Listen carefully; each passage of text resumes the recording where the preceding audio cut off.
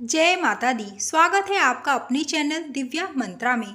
तो आज हम बात करेंगे शारदीय नवरात्रों के बारे में कि नवरात्रि कब से शुरू हैं, कब समाप्त हैं और इनका कलश स्थापना शुभ मुहूर्त कब है।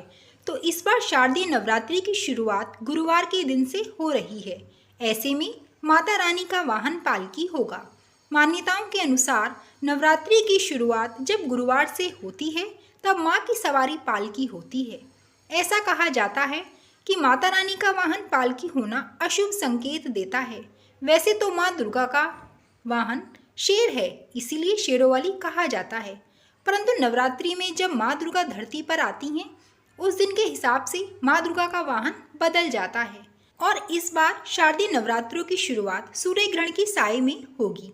भले ही ये सूर्य ग्रहण हमारे देश में नहीं दिखाई दे, फिर भी जो भी भक्त नवरात्रि की पूजा कर रहे हों या उपवास रखना चाहते हों, उन्हें इस दिन व्रत की शुरुआत करने से पहले सुबह उठकर अपने घर की साफ सफाई अच्छे से करके स्वयं भी गंगा जल मिले पानी से स्नान करना चाहिए और पूरे घर में गंगा जल का छिड़काव करना चाहिए। इस दिन घर को हर प्रकार की बुरी नज़र से बचाने के लिए घर के मुख्य द्वार पर आम या अशोक के पत्तों का तोरण बांधना चाहिए। तो आइए अब बात करते हैं कि शारदीय नवरात्रि कब से शुरू होंगे और इनका क्या महत्व है।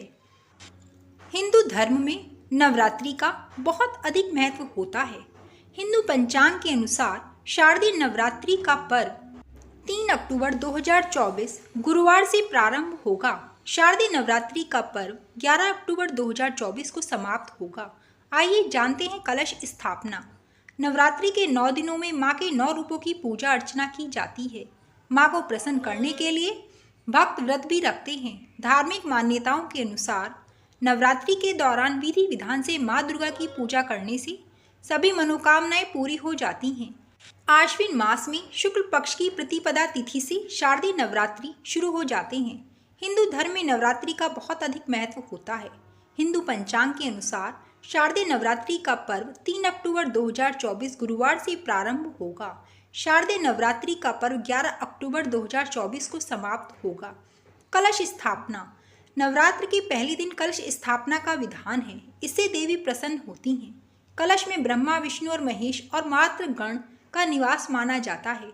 इसकी स्थापना से जातक को शुभ परिणाम मिलते हैं। कलश स्थापना का समय 1 घंटा 6 मिनट रहेगा। बताया गया है कि इस बार कलश स्थापना का समय सुबह 6:15 से 7:22 तक रहेगा। इस तरह कलश स्थापना का समय कुल 1 घंटा 6 मिनट रहेगा। इसके अलावा कलश स्थापना अभिजीत मुहूर्त में भी की जा सकती है।